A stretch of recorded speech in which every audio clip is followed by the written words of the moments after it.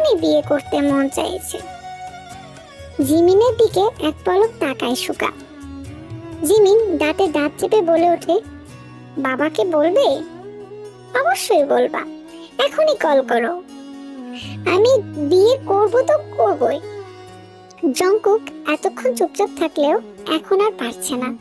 মেয়েটি অতিরিক্ত বাড়াবাড়ি করে, ইচ্ছে করছে থাপ্পড় বসিয়ে দিতে, কিন্তু ব্যাপারটা খারাপ দেখায় তাই।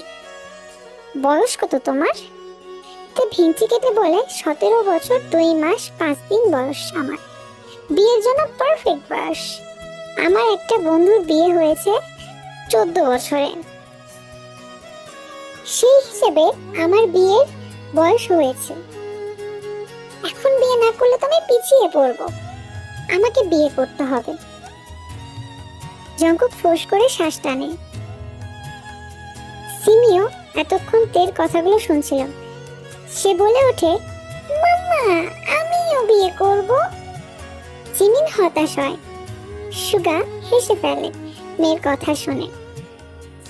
জংকুক পকেট থেকে হেডফোন বের করতে করতে বলে, ইডিয়েট। তে আবারও বলে ওঠে, হয় আমাকে বিয়ে দিয়ে দাও, না হলে বাবার কাছে দিয়ে আসো। আমি এখানে থাকতে চাই না, এখানে আমি জাস্ট পাগল হয়ে যাচ্ছি। জংকুক ফোনে গান চালিয়ে হেডফোন তের কানে গুজে দিয়ে ফোনটা তের কোলের ওপর রাখে। তে বড় বড় চোখ করে জংকুকের দিকে তাকায়।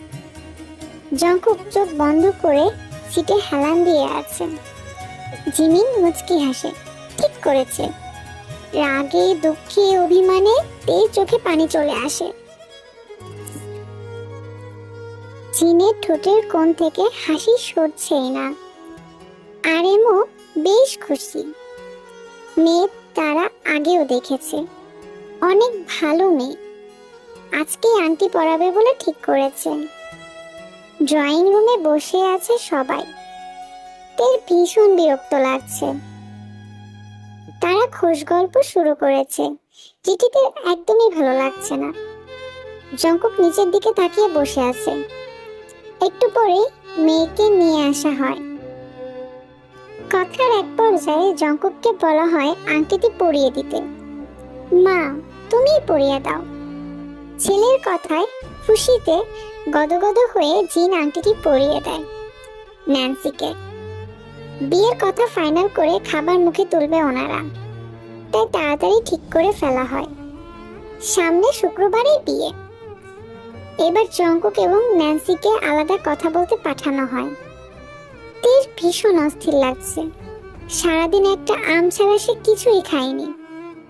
তে বুঝতে পারছে যে সে যে কোনো সময় মাথা ঘুরে পড়ে যেতে পারে। সেখানে সে সিন ক্রিয়েট করতে চায় না, তাই কাউকে কিছু না বলে বেরিয়ে যায় বাড়ি থেকে। কেউ তাকে খেয়ালও করে না। গাড়ির কাছাকাছি যেতেই মাথা ঘুরে আসে তার। চোখ দুটো অন্ধকার হয়ে আসে। গাড়ির চাবি আনেনি সে। ভেবেছিল গাড়িতে বসে থাকবে, কিন্তু এবার এত কিছু ভাবার সময় তের হয় নাই। আস্তে আস্তে ঢলে পড়ে সে। মাটিতে পড়ার আগেই কেউ একজন খুব যত্ন করে তাকে ধরে ফেলে। নরম তুলতুলে দেহখানা বুকের মধ্যে চেপে ধরে।